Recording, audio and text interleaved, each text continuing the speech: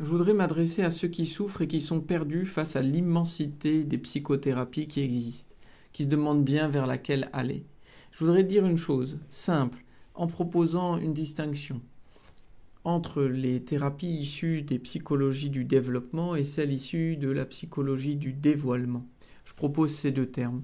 Le premier, psychologie du développement, pour dire que beaucoup de psychothérapie se base sur l'idée qu'il y a un développement de la personne.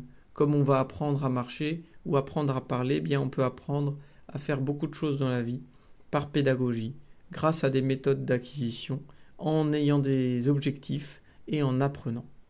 Dans ces cas-là, le thérapeute va d'abord situer le patient dans son problème. Il va le situer et il va, avec le patient, bien sûr, trouver une façon de fixer des objectifs, des choses à atteindre, d'abord petits, puis un peu plus gros, et ainsi de suite au cours de la thérapie, de sorte que la personne bien trouve une issue à sa souffrance symptomatique. Et dans ces thérapies-là, on sait où est le patient, puisque on le situe dans son symptôme. Dans les psychologies du dévoilement, donc les thérapies qui, on dirait, s'inscrivent là-dedans, le patient est plus difficile à situer. Bien sûr, son symptôme, il existe, sa souffrance, elle existe, son angoisse, sa difficulté à se lever le matin, sa perte de repères, ses TOC, comme on dit aujourd'hui, ou ses affects dépressifs, pas de problème pour les situer et en saisir toute la difficulté que ça crée chez le patient dans sa vie quotidienne. Mais dans ces thérapies, la situation du patient ne s'arrête pas à son symptôme. La situation est considérée comme étant presque un masque, le plus avouable, le plus montrable aux autres, le plus facile à exposer, mais que derrière se cachent d'autres forces plus secrètes, d'autres processus. C'est donc les processus psychiques invisibles qui sont cachés par le symptôme. Et dans ces cas-là, la thérapie ne fonctionne pas avec un programme. L'avancée du patient n'est pas programmée. Il n'est pas en train de suivre un circuit ou respecter un certain nombre d'étapes qui seraient pensées par le thérapeute. Donc ici, le thérapeute, il ne transfère pas des compétences au patient. Il ne lui apprend, disons, pas grand-chose, rien de concret en tout cas, puisque sa technique, c'est l'interprétation. Et donc l'interprétation, c'est de montrer la face cachée des choses, la face invisible. Non pas pour le plaisir de dévoiler, mais simplement pour s'appuyer sur l'idée que quand on prend conscience de quelque chose, on prend conscience de sa liberté, on prend conscience de sa responsabilité, on prend conscience de ses moyens. Et que cela, ça crée donc un appel à l'action chez le patient. La réflexion, l'action, l'élaboration dans un langage plus freudien.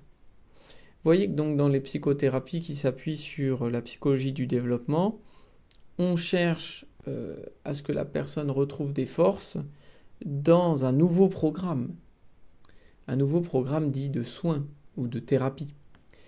Faut dire que la personne, en fait, elle était déjà programmée. Il y a un programme chez la personne, ça s'appelle le symptôme. Le symptôme, c'est un programme qui programme les journées, qui programme les pensées et qui, je dirais, programme la vie. C'est-à-dire, elle la cloisonne. La vie est cloisonnée dans un certain nombre d'actes, de pensées, d'émotions, de sentiments. Et tout ça, ça forme le complexe symptomatique de la personne. Dans les thérapies qui s'appuient sur la psychologie du développement, on cherche la force du patient hors programme, puisque la force, disons, désirante de la personne est entravée depuis la naissance de ce programme symptomatique, qui a été une sorte de réponse à des questions existentielles irrésolues, et dont la thérapie va amener déjà ces questions au jour et tenter, le patient pourra créer de nouvelles réponses que ces réponses symptomatiques. Donc on voit les différences entre ces deux thérapies. La première, les premières disent qu'il s'agit de rejoindre la réalité, une réalité qu'il faut donc aménager pour qu'elle soit plus vivable, Ça part de l'idée qu'il y a une réalité, hein, qu'il y a une réalité commune, que le thérapeute la connaît, que le patient la connaît, que les choses sont situées et donc très conscientes. Et qu'on agit là-dessus pour rendre la vie plus agréable et plus, des fois, simplement un peu plus vivable. Dans les autres thérapies, sur le dévoilement, eh bien, on rétablit une réalité qui est plutôt psychique. Voilà. Donc vous voyez que les premières s'appuient sur l'idée d'apprentissage, quand les secondes plutôt sur l'idée de révélation, de mise à jour. Alors voilà. Mais quand on se base là-dessus, avec une différence fondamentale, par exemple parce que les premières, elles ont un savoir, il y a un savoir concret, tandis que les secondes, elles partent de l'idée qu'il n'y a pas de savoir, que d'abord c'est ce qu'on ne sait pas qui est intéressant et non pas ce que l'on sait. Néanmoins, quand on dit ça, eh bien, on forme tout de suite une division, on distingue les thérapies, mais en pratique, pour observer et puis faire aussi des supervisions de professionnels, de psychologues, de psychanalystes, ben, je m'aperçois que ces différences, en fait, en pratique, s'estompent assez souvent. Et qu'il y a vraiment un mélange. Que les thérapies dites du développement, en fait, elles dévoilent, parfois sans le vouloir. Et de même que les thérapies dites du dévoilement, eh bien, de temps en temps, elles apprennent. Et qu'une interprétation, parfois, devient une sorte de commandement pour le patient, ou de point d'appui, ou un transfert de compétences. Ce n'était pas forcément voulu par le thérapeute, mais c'est ce que cela devient dans l'espace thérapeutique. Ainsi, on peut en conclure que le développement n'appartient pas qu'à ceux qui savent aux thérapies du développement, et que le dévoilement n'appartient pas qu'aux thérapeutes qui ne savent rien, qui ont pris comme non-su, je dirais, l'éthique du non-su, de l'insu.